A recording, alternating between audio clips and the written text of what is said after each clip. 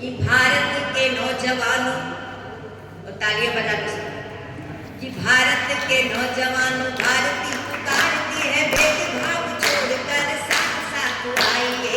भारत के नौजवानों भारती पुकारती है, भेदभाव छोड़कर साथ साथ आइए। दांव पे लगी है फिर भारती की लाज, आज सिंहनाद कर सोए राष्ट्र को जगाइए। वाणी की विनम्रता न दोष बन जाए कहीं, कि वाणी की विनम्रता न दोष बन जाए कहीं। अपना प्रचंड रूप शत्रु को दिखाइए, और एक हाथ में तिरंगा और दूसरे में गंगा लेके फिर वंदे मातरम गीत गाइए। अयोध्या में अगर ढूंढोगे तो श्री राम मिलते हैं, और जो वृंदावन में ढूंढोगे तो फिर घनश्याम मिलते हैं। तालियां बजने चाहिए। कि अयोध्या में अगर ढूंढोगे तो श्री राम मिलते हैं, जो वृंदावन में ढूंढोगे तो फिर घनश्याम मिलते हैं। और अगर काशी में ढूंढोगे तो भोलेनाथ मिल जाए, मगर माँ बाप के चरणों में चारों धाम मिलते हैं। और जितने भी नए लोग हैं उनसे कहती हूँ कि नए की चाह में रिश्ते पुराने तोड़ मत देना, और तरक्की खूब करना पर किसी को मोड़ मत देना। और बुढ़ापे में पड़े उनको जरूरत जब सहारे की, कभी माँ बाप को तुम बेसहारा छोड़ मत देना। और भले चूड़ी भले पायल भले ना हार देना तुम, जन्मदिन पर भले मत कीमती उपहार देना तुम।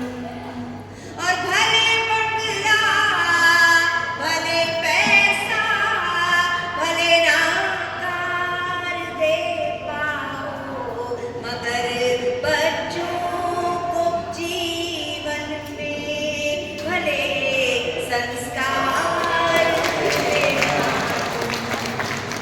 और अभी हम जिस स्थान पर हैं, हम भोजन करने गए तो वहाँ एक नारा लिखा हुआ था, उतना ही ले थाली में ना बहाना व्यर्थ में जाए नाली में।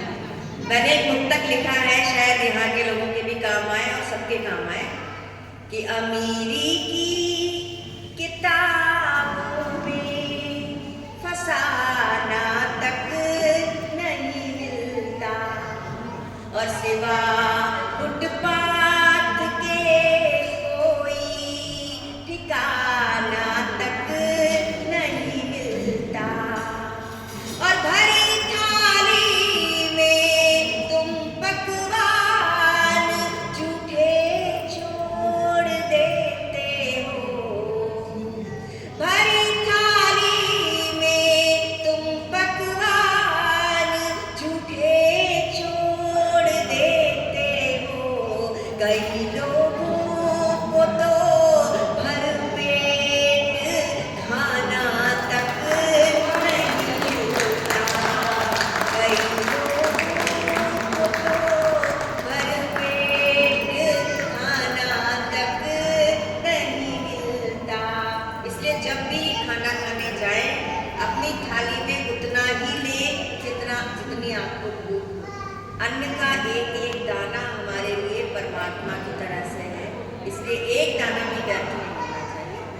छंद अंतिम में सुनाती हूँ।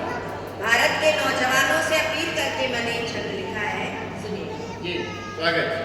कि भारत के नौजवानों भारती का एक बात और मैं कहना चाहती हूँ। यहाँ मैंने जो काव्य पाठ सुने ना, सबने बहुत अच्छा सुनाया, लेकिन जैसे अरुण जी ने कहा ना कि लिखना अलग बात होती है और उसे प्रस्तुत करना भी आना चाहिए।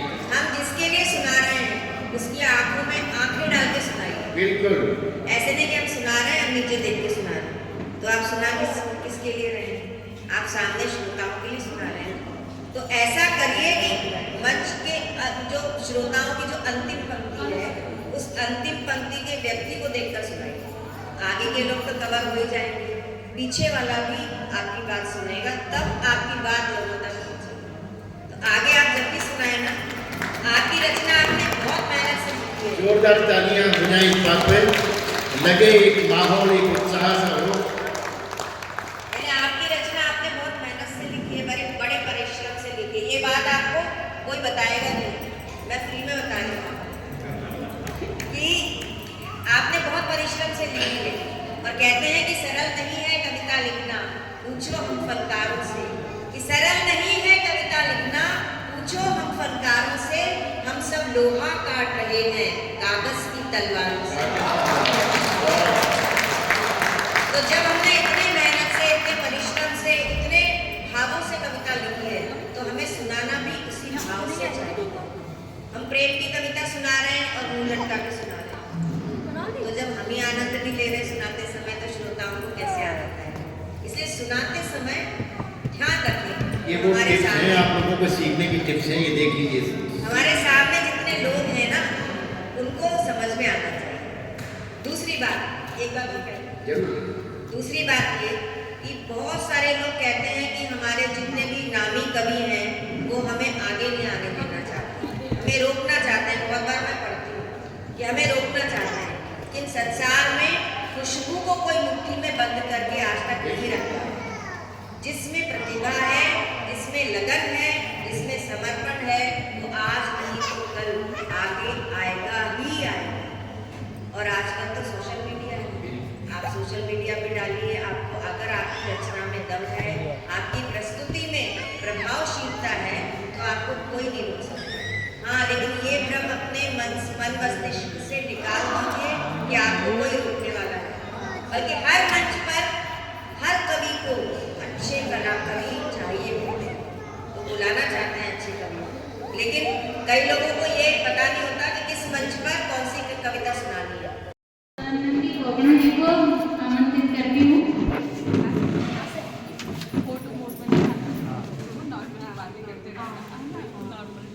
हमारे देश विदेश से और पूरे भारत से जुड़े हुए हैं जितने भी रचनाकार, एक से एक व्यवस्थित रूप से यहाँ अपना प्रस्तुति दे रहे हैं।